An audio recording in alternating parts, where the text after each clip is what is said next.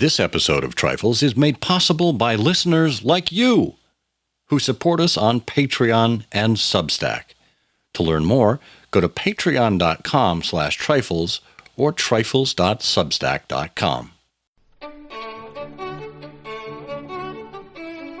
Welcome to Trifles, a weekly podcast about the Sherlock Holmes stories.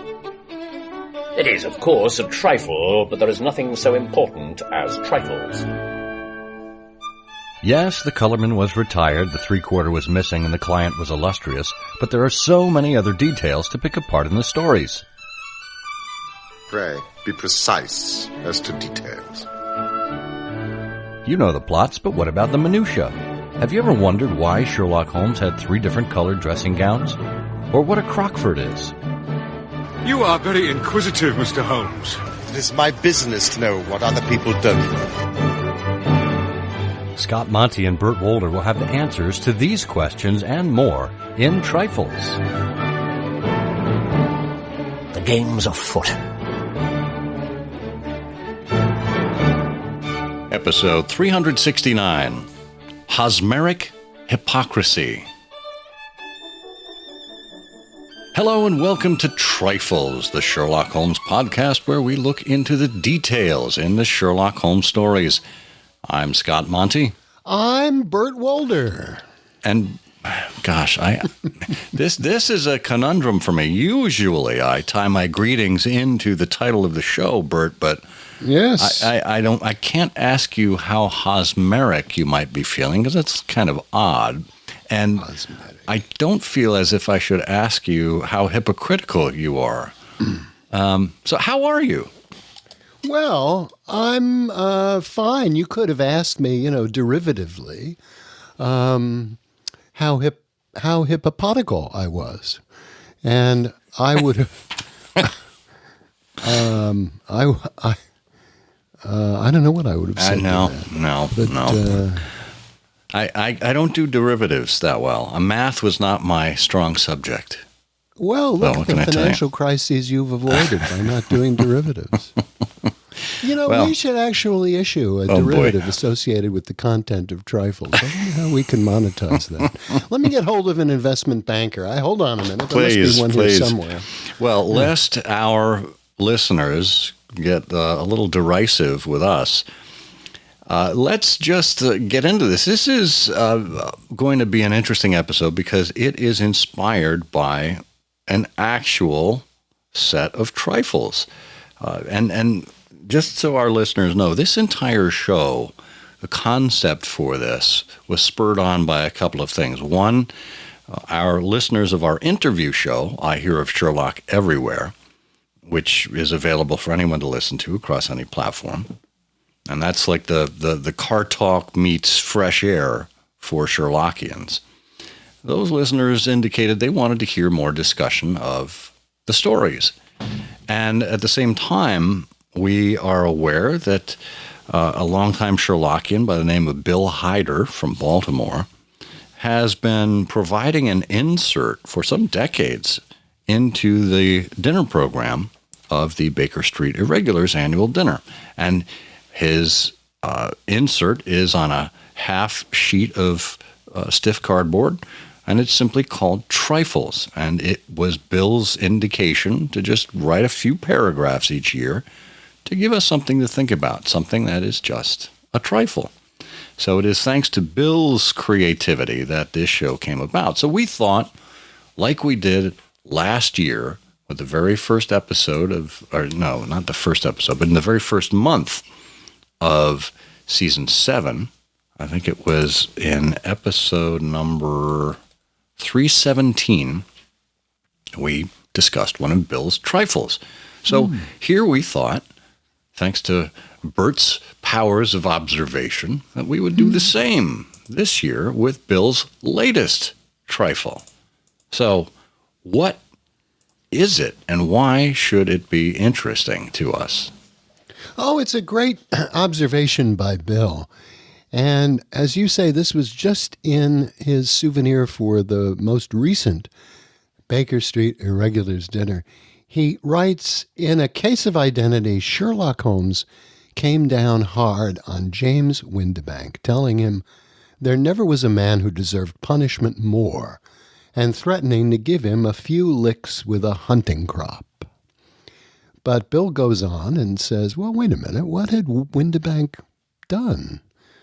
To keep the use of his stepdaughter's money, he persistently discouraged her from enjoying a social life and meeting eligible men, and finally, taking advantage of her poor eyesight and gullibility, he disguised his appearance. He courted her under the name of Hosmer Angel, proposed marriage, made her swear to remain faithful to him no matter what might happen, and then turned up missing on the morning of the wedding.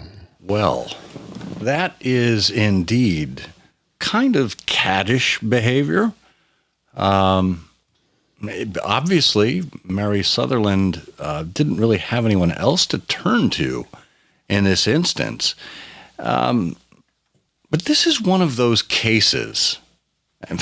Literally, it is a case. It is not an adventure. It is a case of identity where there seems to be no crime that was committed.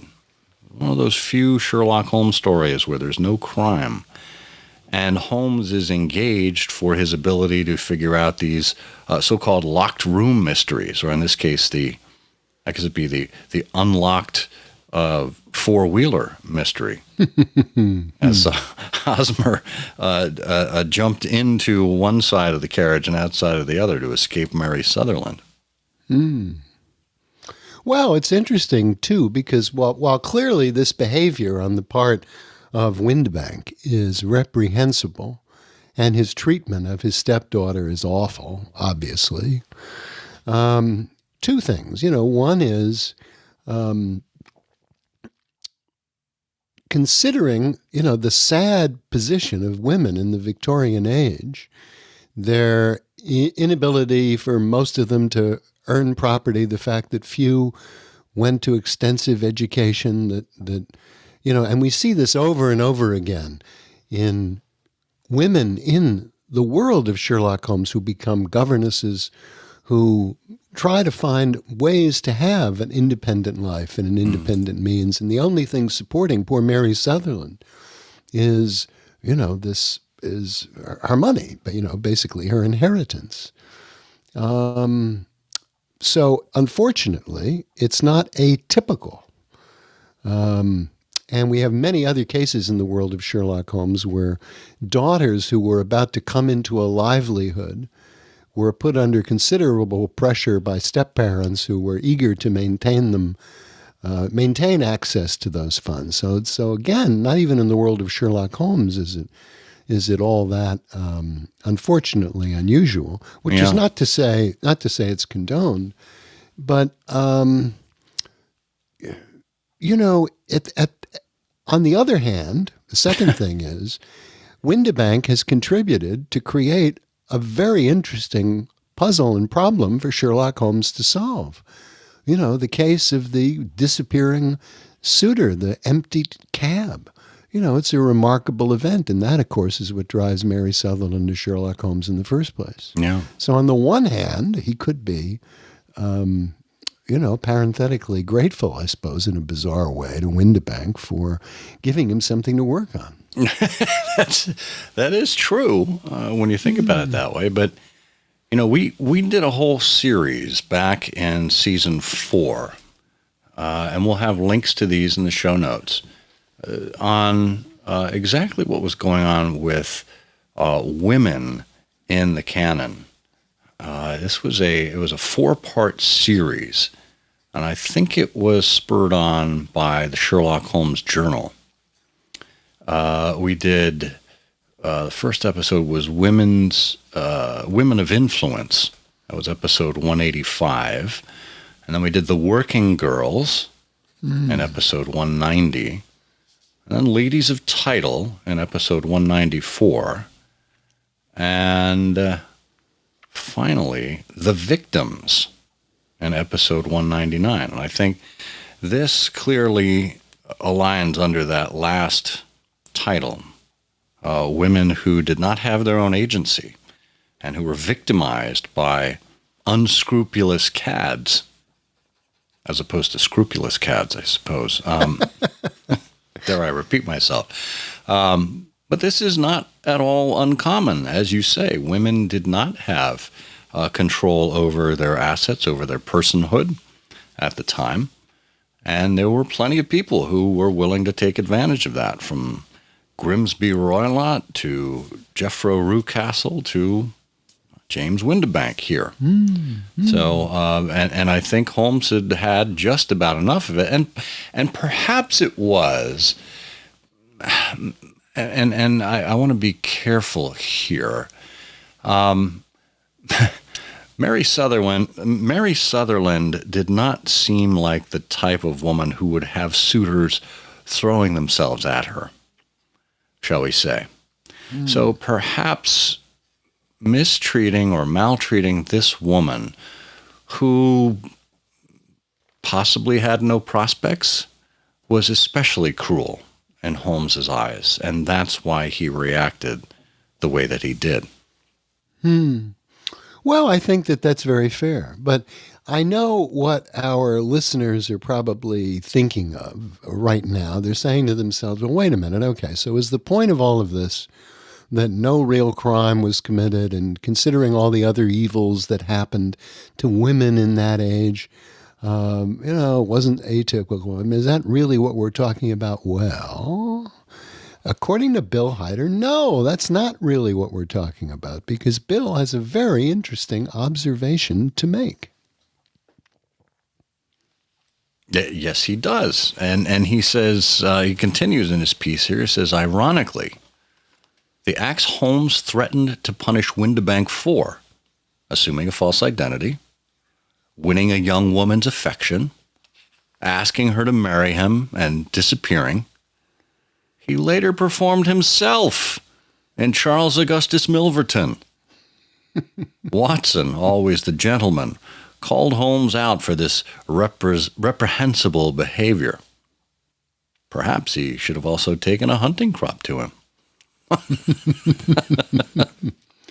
Now, isn't that great? Think of all the time that we've looked at the cases of Sherlock Holmes and read Charles Augustus Milverton and A Case of Identity. And this is the first time that, it really occurred to me, the parallel here. The fact that Holmes, of course, in the Milverton case, assumes a false identity, that of a rising plumber named Escott, and he ingratiates himself with Milverton's housemaid or housekeeper. So he's assumed a false identity. He announces to Watson that he's become engaged. So he has won the young woman's affection. He's asked her to marry him. And his next step is to disappear, which he says is okay because he has a hated rival who will step in behind him, no doubt, and so it's no real harm. Well, my goodness. Now, one interesting thing is the dates here. Of course, those of you who hate chronology, don't need to listen for the next 30 seconds. But the case of identity took place, according to most chronologists, in October of 1887. And the Milverton affair took place in January of 1899. So that's 12 years later. And so how interesting, how is it that Holmes, presented with the challenge of the Milverton case, decided, was it on the spur of the moment when he observed the housemaid and drew some conclusions? Did she resemble in any way Mary Sutherland? How interesting. Well, and perhaps it was simply that he justified it, not only that he had a rival in a suitor, but that he was achieving the end of some means. So, in other words, this is what allowed him to locate Milverton's safe and the papers and all the rest in service of his client. Of course, that begs the question, other people could have clients too? Maybe James Windibank was doing this in service of something. Other than himself, you mean? Yeah, I mean, obviously we know he wanted to keep Mary's income in the household, but maybe he had some thriving detective business on the side that Holmes didn't know about. Yeah. Well, he certainly had spirit gum and glasses ready. So maybe he had a disguise kit. But it makes me wonder, had these two cases occurred in different chronological order, that is, if Milverton came first and Holmes had to take these steps to secure the household, would he have been more sympathetic to James Windibank / Hosmer Angel when that case came about? Well, he instead, I think, would have berated Watson because he would have insisted that Windibank got the idea from reading Watson's write-up of the case of Charles Augustus Milverton. You see, Watson, you see what happens in my world when you share my techniques and approach to solving these matters with all and sundry in this awful magazine. You see what happens? Omne ignotum pro magnifico. Well, this is an interesting. I will throw this out to our listeners.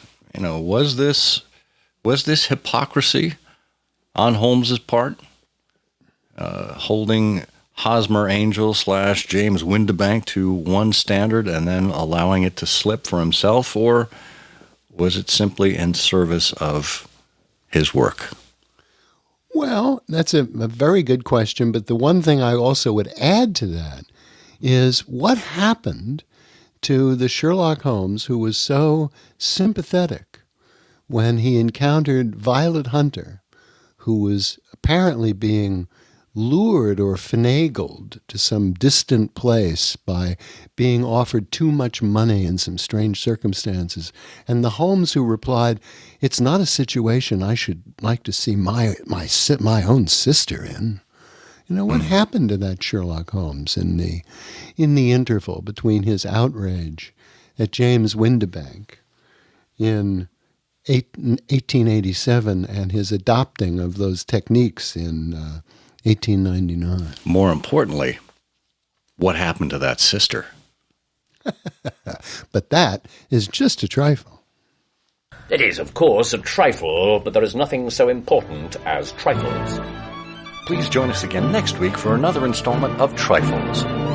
Show notes are available on SherlockHolmesPodcast.com. Please subscribe to us on Apple Podcasts and be sure to check out our longer show, I Hear of Sherlock Everywhere, where we interview notable Sherlockians and share news of the Sherlockian world. You've taken my breath away, Mr. Holmes. Watson, you'll be interested to hear that I'm engaged to be married. Oh, yeah? Very good. To the Milverton's housemaid. Good heavens.